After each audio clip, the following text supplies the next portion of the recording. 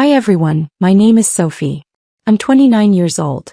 I need to tell you about the Sunday dinner that ended everything, because some moments are so perfectly crystalline in their cruelty that they change the entire trajectory of your life. My sister Rachel was visiting from Boston. She'd flown in Friday and Mom had been cooking for 2 days straight. Her famous pot roast, homemade rolls, the works. Rachel was the golden child, the responsible one, the daughter who'd made something of herself, with her MBA and her consulting job and her perfectly highlighted hair. I'd driven over from my studio apartment after closing the coffee shop where I worked weekends. My weekday job was at a nonprofit making $38,000 a year doing community outreach. I smelled like espresso and exhaustion. Rachel was showing everyone photos on her tablet. "This is the property we're looking at in Newton," she said, swiping through images of a renovated Victorian with a wraparound porch. 4 bedrooms, original hardwood, the neighborhood is perfect. "How much?" Dad asked, leaning in with that expression he reserved exclusively for Rachel. Proud, engaged, present. $850,000, Rachel said. "We've been pre-approved, but the down payment is steep. Even with Jacob's signing bonus, we're about $200,000 short of what we'd need for the full 20% down." Mom and Dad exchanged a look. One of those married couple telepathic conversations that happens in 3 seconds flat. "We can help with that," Dad said. I stopped cutting my pot roast. The knife hung suspended over the plate. "Dad, no," Rachel said, but her voice had that practiced protest quality. The kind that means, "Convince me. That's too much." "You're responsible," Mom said firmly. "You've always been responsible. You finished your MBA, you married well, you've built a real career. This is what we've been saving for, to invest in our children's futures when they've earned it." "When they've earned it," I repeated quietly. 5 heads turned toward me like I'd fired a starting pistol. "Something to say, Sophie?" Dad asked. His warmth from 2 seconds ago had evaporated completely. "I was just wondering what the criteria are," I said. My voice stayed level through years of practice. "For earning investment. Rachel has demonstrated fiscal responsibility," Dad said, using his boardroom voice. "She has a career path. She's made smart choices. She's proven she can handle money wisely. And I haven't?" I asked. "You work at a coffee shop," Mom said like I'd confessed to drug trafficking. "You have a degree in environmental science that you're not using. You're 29 and you share an apartment. What exactly have you proven, Sophie?" "I asked for help with my student loans 3 years ago," I said. "The pot roast was getting cold on my plate. I had $47,000 at 7.2% interest. You said no. Because you chose to study something unmarketable," Dad said. "Environmental science. We told you to study business or medicine. You made your choice. You live with the consequences. Rachel's MBA cost $120,000, I said. You paid for all of it. Because Rachel chose wisely," Mom cut in, defensive now. "She chose a degree with ROI. Return on investment, Sophie. Do you understand that concept?" My hands felt very cold. "I asked for $8,000 to take an agricultural business certificate program last year. You said it was a waste of money." "It would have been," Dad said flatly. "Farming? In this economy? You're living in a fantasy world, Sophie. You always have been. Rachel lives in reality. That's the difference. The difference is you decided I was a failure when I was 16, I said quietly, and you've been confirming that decision ever since." "Don't be dramatic," Rachel said. Her first words to me directly all evening. "Mom and Dad are just being practical. When you graduated high school they bought you a car," I said, looking at her. "When I graduated they gave me a Target gift card. When you finished your MBA they took you to Italy. When I finished my bachelor's we went to Applebee's. You got an allowance through college. I worked 3 jobs. You're just jealous," Rachel said, and her voice had an edge now. "You're jealous that I made something of myself and you didn't." The room tilted slightly. Not metaphorically. The actual dining room seemed to shift. "You know what?" I stood up. My napkin fell to the floor. "You're right. I am jealous. I'm jealous that you got parents who believed in you. I got parents who've spent 13 years telling me I'm not good enough." "Sophie, sit down," Dad commanded. "You're making a scene." "I'm making an exit," I said. "Enjoy your $200,000, Rachel. I hope the house is everything you dreamed of. You're being a failure right now, Mom said. This is exactly why we don't invest in you. This attitude. This ingratitude. I looked at her for a long moment. Then I picked up my purse and walked out. The April air was cool and clear. I sat in my 10-year-old Subaru with 160,000 miles and I didn't cry. I didn't scream. I just drove. I drove to my apartment and I pulled out the file folder I kept in my closet. The one with my bank statements. $156,000 in savings. I'd been saving since I was 17. Every birthday check from grandparents. Every Christmas cash. Every paycheck from every job. I lived on $1,800 a month and saved everything else. My roommate thought I was broke. My family thought I was irresponsible. No one knew I'd been preparing for exactly this moment. That night I made 4 decisions. First, I changed my phone number. Second, I blocked every family member on every platform. Third, I started searching for farmland. Fourth, I scheduled a consultation with a therapist who specialized in family trauma. Jennifer Chin lived in the apartment below mine. She was 41, had immigrated from Taiwan at 19, and ran a successful catering business. She found me on the stairs the next morning with my laptop open to farm listings. "You okay?" she asked, setting down her grocery bags. I told her everything. The dinner. The $200,000. "You're being a failure right now." She listened until I finished, then sat down beside me. "You know what my parents told me when I said I wanted to cook professionally? That I was wasting my education. That I should be a doctor or engineer. You know what I did?" "What?" "I stopped asking their permission to live my life," she said simply. "Best decision I ever made." "What do you want, Sophie?" "Not what they want. What do you want?" The answer came immediately. A farm. I want to grow food. I want to feed people. I want to work with soil and seasons and make something real. "Then do that," Jennifer said. "You don't need their approval. You never did." 6 weeks later I found it. 55 acres in the valley, 90 minutes from the city where my family lived. The property had been a conventional dairy farm that went bankrupt. The land was depleted but recoverable. There was a farmhouse from the 1940s that needed everything, a huge barn with good bones, and a smaller outbuilding that could be converted to a farm stand. The price was $420,000. I offered $400,000 cash, close in 30 days. They accepted immediately. I kept my nonprofit job, they let me go remote 3 days a week, and I spent every other moment on that property. I hired soil consultants. I tested every acre. The land was tired, stripped from years of chemical agriculture and overgrazing, but it could be brought back with cover crops, compost, and thyme.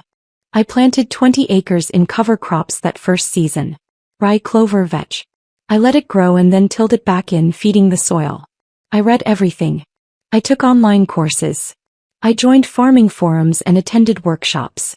Tom Rodriguez, my neighbor 4 miles west, showed up the 3rd week with the tractor attachment I needed. "Heard you're going organic," he said, climbing down from his truck. He was 56, had farmed conventionally for 30 years before transitioning to organic 5 years ago. "Smart move. Market's there if you do it right." "I don't know what I'm doing," I admitted. "Nobody does it first," he said. "I'll teach you. Come by Tuesday mornings. We'll walk my fields. I'll show you what works." So Tom became my mentor. He taught me crop rotation, companion planting, pest management without chemicals.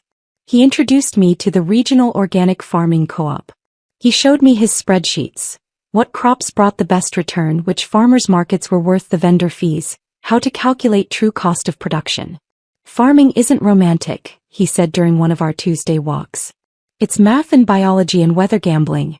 But if you're willing to work, really work, you can make it." I started therapy with Dr. Walsh the same week I closed on the property. She specialized in complex family trauma and estrangement. "Your family's voices are in your head," she said during our second session. "Your mother saying unmarketable. Your father saying fantasy world. Your sister saying jealous. We need to evict those voices and replace them with truth." We worked on evidence folders. I documented everything. Every email I'd sent asking for help that was denied, every achievement they'd ignored, every comparison to Rachel, every dismissal. Not for revenge. For reality. So when my brain tried to tell me I was overreacting, I had proof. Protective expectations, Dr. Walsh called it. They will try to come back when they discover you're successful. We need to prepare boundaries now. I practiced boundary scripts until they felt natural. No is a complete sentence. I'm not available for that conversation. Access is earned, not presumed. The farmhouse transformation took 8 months. I learned to drywall, to tile, to install windows. I watched YouTube tutorials until 2 a.m., then practiced the next day. The house slowly came back to life. New kitchen, refinished floors, updated electrical, efficient heating. I converted the outbuilding to a farm stand with a commercial kitchen attached. I got licensed for value-added products. I learned to make jam, pickles, pesto, dried herbs. Spring came. Year 1 of actual production. I planted 15 acres in vegetables. Tomatoes, peppers, lettuce, kale, carrots, beets, squash, beans, herbs. I started small with each crop, testing what would grow well.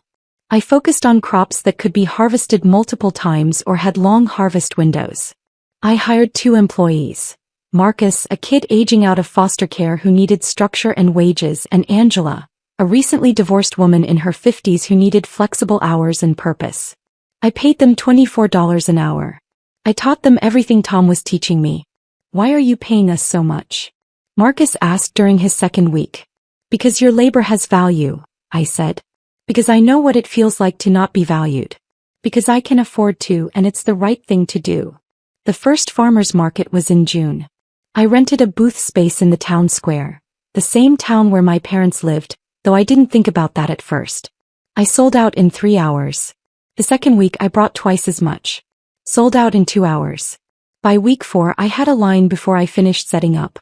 People loved the quality. Organic, picked at peak ripeness, varieties you couldn't get at grocery stores. I brought heirloom tomatoes in 6 colors. I brought purple carrots and golden beets. I brought herbs so fresh they still had morning dew. Where has this been all my life? One woman said, buying her 3rd bag of basil. Right here, I said. Just getting started. I added 3 more farmers markets. I started a CSA program, community-supported agriculture, where people could subscribe for weekly produce boxes. I got 30 members the first season. Then 50. Then 80. The farm paid for itself that first production year. Just barely, but it did. Year 2 I expanded to 30 acres in production. I added cut flowers, zinnias, sunflowers, dahlias. I added strawberries and raspberries. I started supplying 3 local restaurants with specialty produce. I hired 2 more employees. The farm stand stayed open 3 days a week and people drove from 40 miles away. I added bees with Tom's teaching. 12 hives that first year. The honey sold for $16 a jar and I couldn't keep it in stock. I added chickens for eggs. Pasture-raised mobile coops that I moved weekly. The eggs had deep orange yolks and sold for $8 a dozen. I had a waiting list. The farm grossed $280,000 that second year. After expenses and payroll, I cleared $125,000 profit. I was 27 and I owned my land outright. I was feeding hundreds of families. I employed 6 people at fair wages. And my family had no idea. 2 years and 4 months after that Sunday dinner, my father drove past my farmer's market booth. He was running errands in town, his town where he'd lived for 30 years, and he saw the crowd. 50 people deep waiting for organic produce. He got curious. He walked over. My booth had a banner, Riverside Organic Farm, Sophie Chin, proprietor. He stood at the edge of the crowd for 5 minutes watching me. I didn't see him. I was busy helping customers, weighing tomatoes, making change, laughing with regulars who came every week. Mrs. Patterson was telling me about her grandson who wanted to be a farmer. You're such an inspiration, she said. A young woman running this whole operation. My grandson asks about you constantly. Tell him to come by the farm, I said. I do workshops for young people interested in agriculture. Then I looked up and saw him. My father. Standing at the edge of my market booth. His face was a complicated mix of shock and something else I couldn't identify. Our eyes met. I finished with Mrs. Patterson. I helped 3 more customers. My hand stayed steady through training and practice. Finally, the line cleared temporarily and he approached. Sophie, he said. Can I help you? I asked pleasantly, professionally. The same voice I used with every customer. This is yours. He gestured at the booth that produced the banner. Yes. I don't understand, he said. How did you buy and build a successful farm? I finished for him. About 2 years ago. With what money? The question came out sharp, suspicious. Mine, I said simply. I saved for 8 years. Bought 55 acres cash. Built a business. A customer approached with beets and carrots. I weighed them, made small talk about roasting methods, accepted payment. My father waited, visibly struggling with what to say. How much is this place worth? He finally asked. The property appraised at $2.9 million 3 months ago, I said. The business grossed $280,000 last year. This year's tracking higher. His face went pale. Literally pale. That's impossible. It's documented, I said. Tax returns. Bank statements. Appraisal letters. All very possible. Why didn't you tell us? He asked, and his voice had shifted. Softer. Calculated soft. Tell who? I asked. I don't have family contact. Sophie, don't be ridiculous. We're your parents. Are you? I asked quietly. Another customer approached and I held up one finger. One moment, please. I helped them select lettuce varieties, explained the difference between Butterhead and Romaine, sent them off happy. We should talk, Dad said when I turned back. Somewhere private. We're talking now, I said. I have a business to run. This is clearly not the place, he said, glancing at the crowd. Come to the house. Tomorrow. We'll have dinner. We'll discuss this properly. No, I said. The word landed between us like a stone in still water. Excuse me. His voice had the edge now. The authority voice. I said no, I repeated. I'm not available for that. I'm your father, he said. You can't just refuse. I can actually, I said. I have been. For 2 years. His jaw worked. Your mother has been sick over this. She's been worried sick about you. Then she should have thought about that before she called me unmarketable and ungrateful, I said evenly. Before you gave Rachel $200,000 and told me I was living in a fantasy world. We can explain that, he started. You already did, I said. At dinner. Very clearly. Rachel was responsible. Rachel earned investment. I was a failure. You were explicit. We were trying to teach you accountability, he said. A laugh escaped before I could stop it. Not bitter. Just amazed. You gave your other daughter $200,000 and you call that teaching me accountability? Rachel had proven herself, he said. So have I said quietly. I just didn't need your approval to do it. Marcus appeared beside me with a crate of tomatoes to restock. Boss, we're running low on the heirlooms. Thanks, Marcus. I'll get more from the truck. I turned back to my father. I need to get back to work. Was there anything else? This conversation isn't over, Dad said.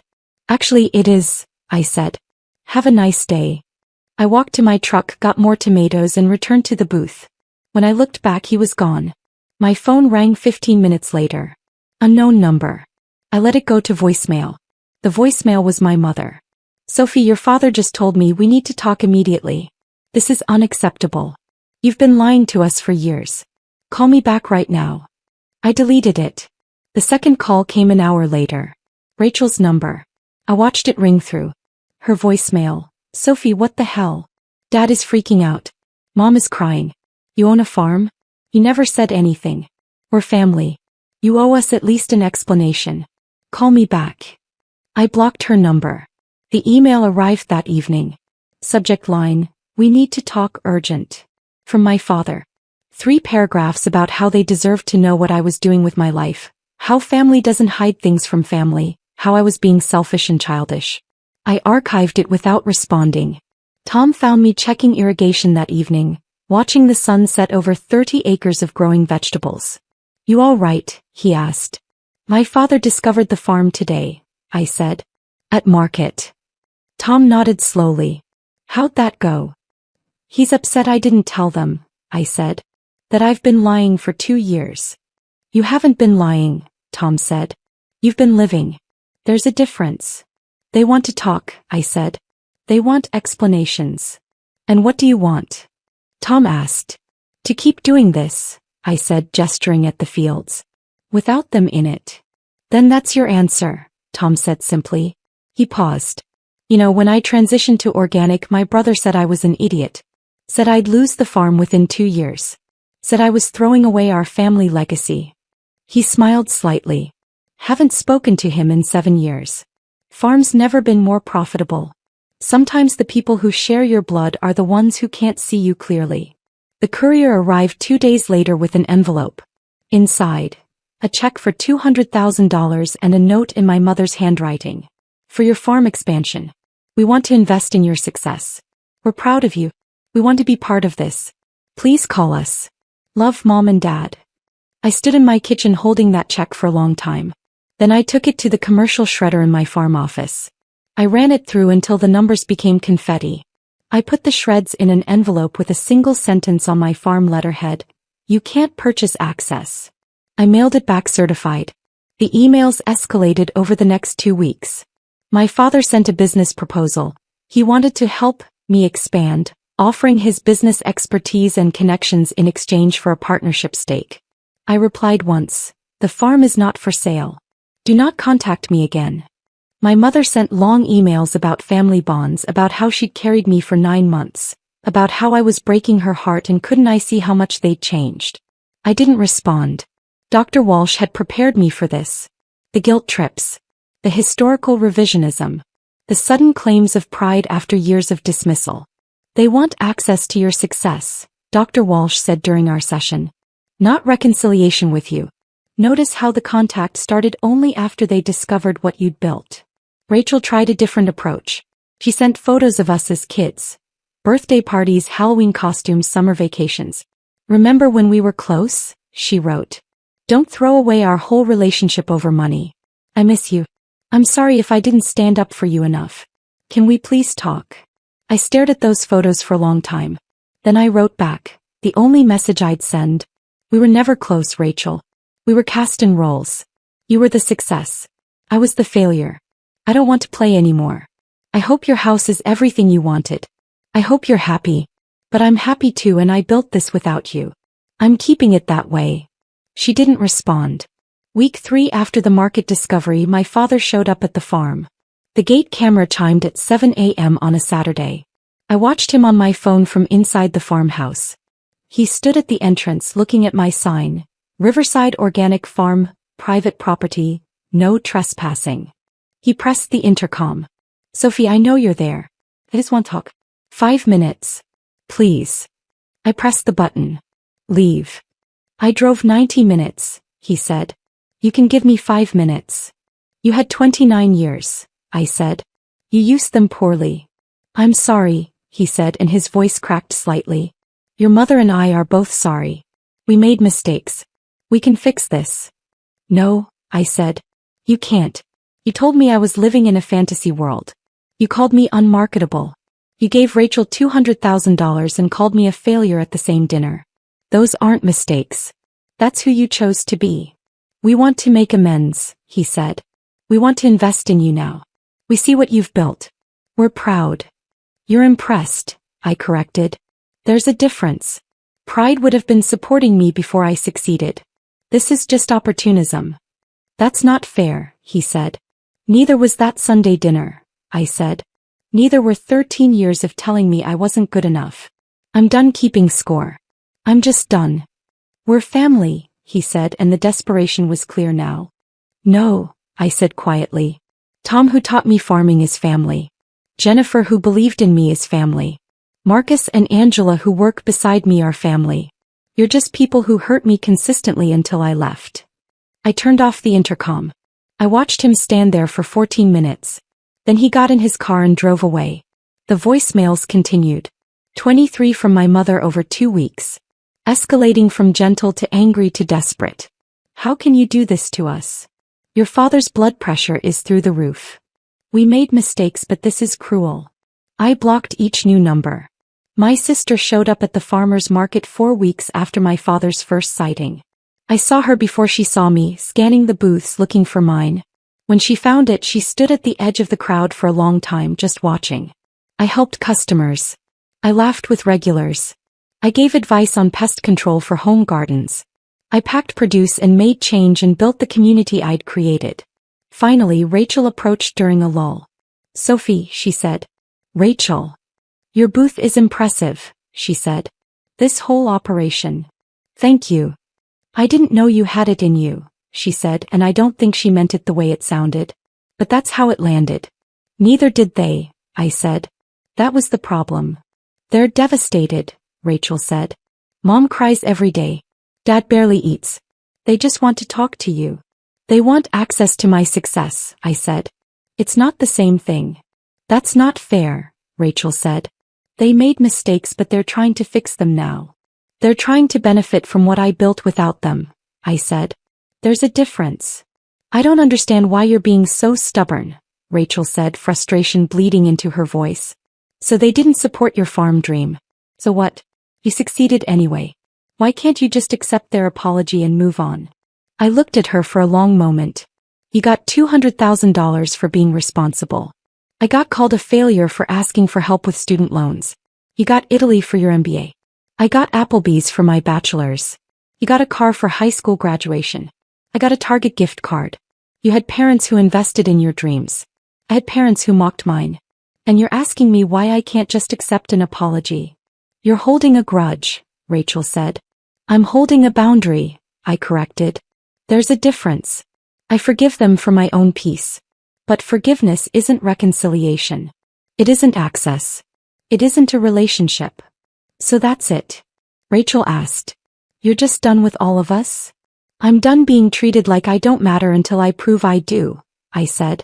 "I'm done with conditional love. I'm done with relationships where I'm only valuable when I'm useful." A customer approached with questions about heirloom tomatoes. I turned away from Rachel and helped them select varieties, explained growing techniques, sent them off with growing tips written on the back of my business card. When I turned back, Rachel was gone. Month 6 after the discovery, a journalist contacted me. She was writing a feature on young farmers revolutionizing local food systems. Someone had recommended my operation. I agreed to the interview. I showed her the fields, the farm stand, the community kitchen. I explained my business model, my commitment to fair wages, my belief in feeding people good food at fair prices. "How did you get started?" she asked. I told her the truth. Not all of it, but enough. "My family didn't believe in this dream," I said. "They thought farming was impractical. They invested heavily in my sister's conventional career path and told me I was wasting my potential. So I saved for years, bought land, and built this without their support or knowledge." "Are they proud now?" she asked. I thought about that. "They're impressed." Which isn't the same thing. Pride would have been believing in me before the appraisal came back at $2.9 million. The article ran in the regional Sunday magazine. "Feeding the Future: How Young Farmers Are Rebuilding Local Food Systems." My story was the centerpiece. 4 pages with photos of the fields, the farm stand, me harvesting tomatoes with Marcus and Angela. The article mentioned the family dynamic briefly, tastefully. But enough. My inbox exploded with messages from strangers. "This is my story too. Thank you for building something beautiful. Your farm gives me hope." My father sent one email after the article published. Subject: "How could you?" I didn't open it. I archived it with all the others. My mother left one voicemail from a new number. "You've humiliated us publicly. Everyone we know has read that article. How dare you air our private family business? This is unforgivable." "Then we're finally in agreement," I said to my empty kitchen and blocked that number too. Year 3 on the farm. 40 acres in production now. The business grossed $420,000. I cleared $200,000 profit after expenses and payroll. More than Rachel made with her MBA. Except I owned my land. I owed nothing to anyone.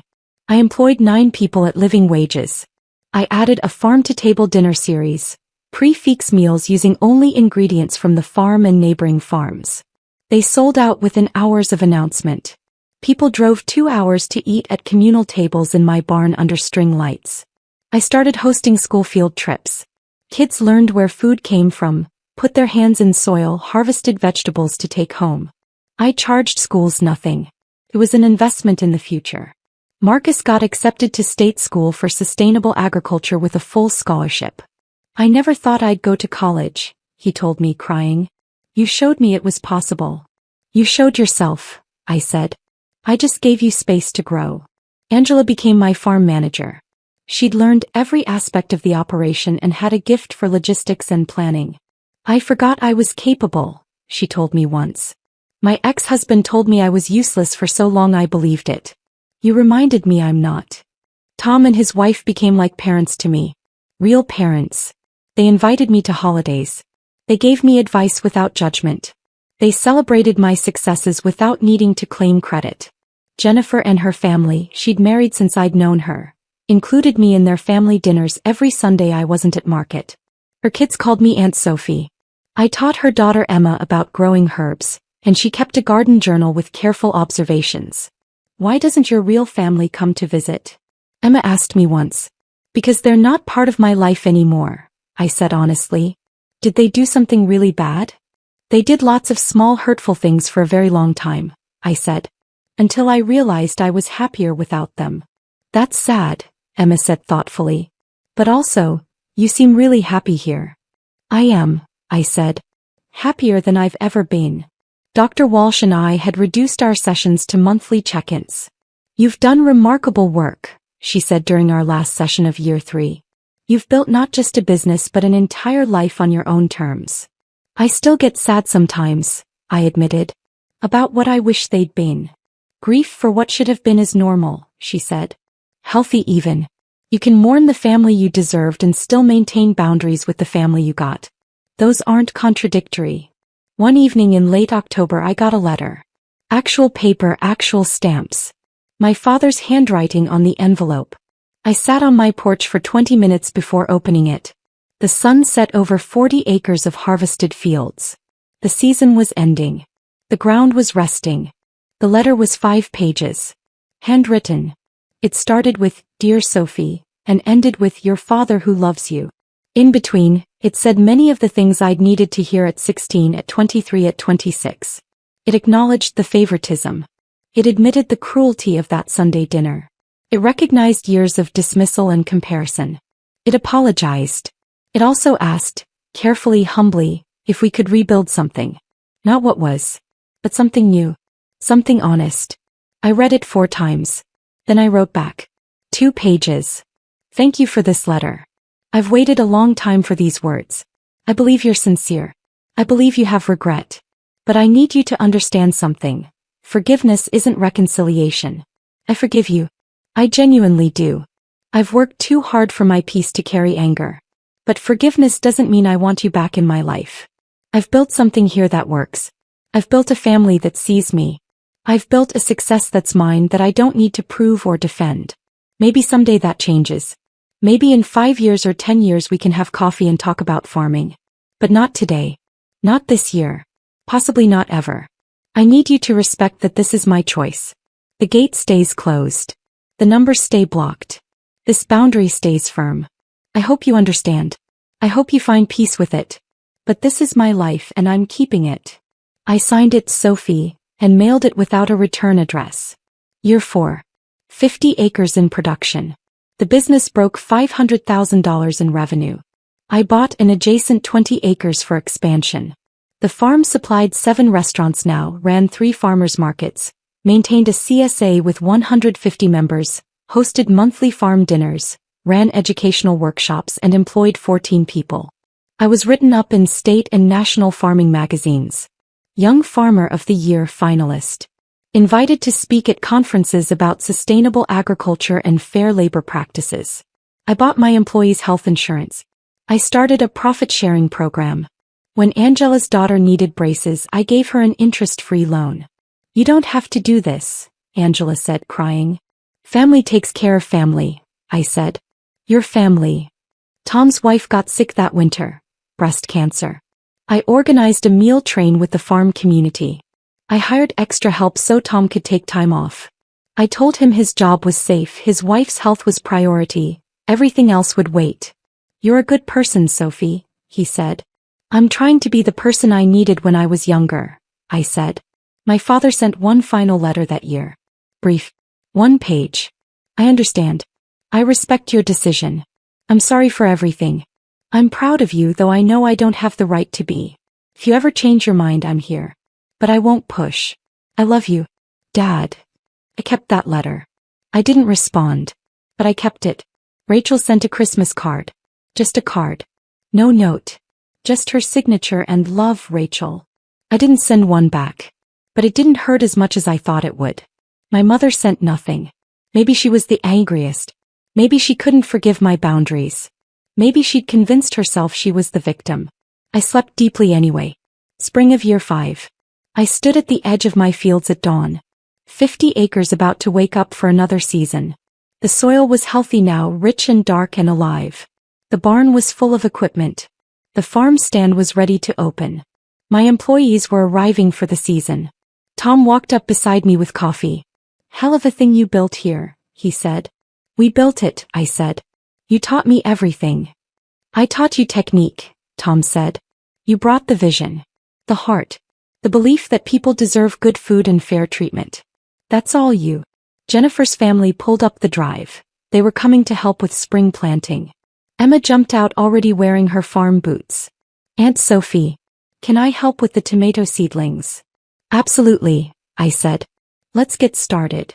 My phone buzzed. Unknown number. I glanced at it. A text, saw your feature in the Times.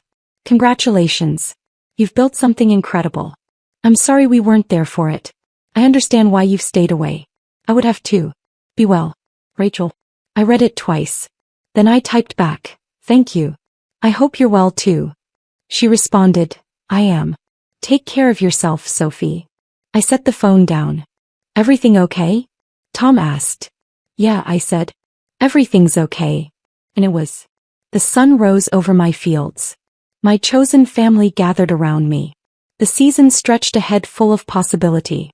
The soil was ready. The seeds were ready. I was ready. Keep the farm. I keep my boundaries. I keep the peace I built with my own 2 hands. The gate code doesn't change. Most numbers stay blocked. The life I built stays mine. And the vegetables? They keep growing. The tomatoes ripen in 6 colors. The lettuce fills hundreds of CSA boxes.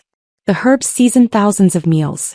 I feed the town that my family lives in, and they never knew I was capable of it.